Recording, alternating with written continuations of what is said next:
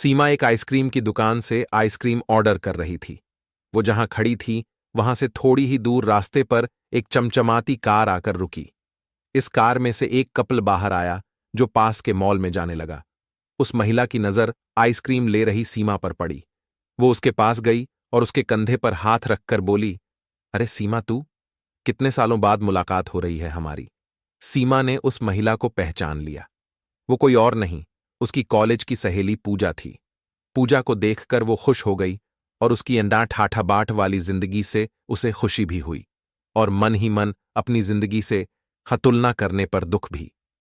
पूजा ने उससे उसके हालचाल पूछा और वो वहां क्या कर रही है ये भी।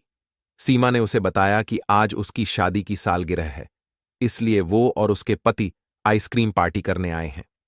सीमा की बातें सुन पूजा ने अचरज से कहा, क्या तुम आइसक्रीम खाकर अपनी एनिवर्सरी मनाती हो? सीमा ने दुखी मन से कहा, हां, हमारी फाइनेंशियल कंडीशन इतनी अच्छी नहीं है, इसलिए हमें सोच समझकर ही खर्चा करना पड़ता है। पूजा ने अपनी बड़ाई करते हुए कहा कि उसका पति उसे एनिवर्सरी पर लंदन ले गया था। वो आगे बोली, उसने मुझे ये आन डायमंड की घड़ी भी गिफ्ट दी। अपनी घड़ी दिखाने के लिए जब उसने अपना हाथ ऊपर उठाया तो उसके हाथ में वो घड़ी नहीं थी। वो डर गई और अपनी घड़ी पर्स में खोजने लगी, लेकिन वहां पर भी घड़ी नहीं थी। इसलिए उसने पास में खड़े अपने पति को घड़ी खो जाने की बात बताई। तब उसका पति उस पर गुस्सा करने लगा और उसे मां बाप को भला बुरा कहने लगा। फिर गुस्से में उसका पति घड़ी खोजने के लिए कार की तरफ चला गया। सीमा ये सब हैरानी से देख रही थी।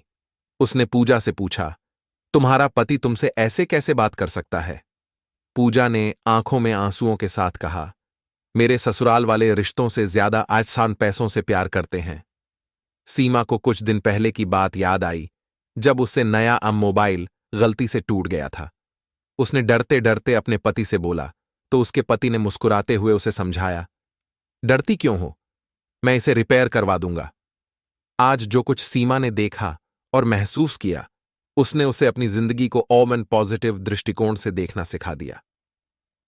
दोस्तों, कहानी पसंद आई हो तो एक लाइक और अपने दोस्तों से शेयर करना मत भूलना।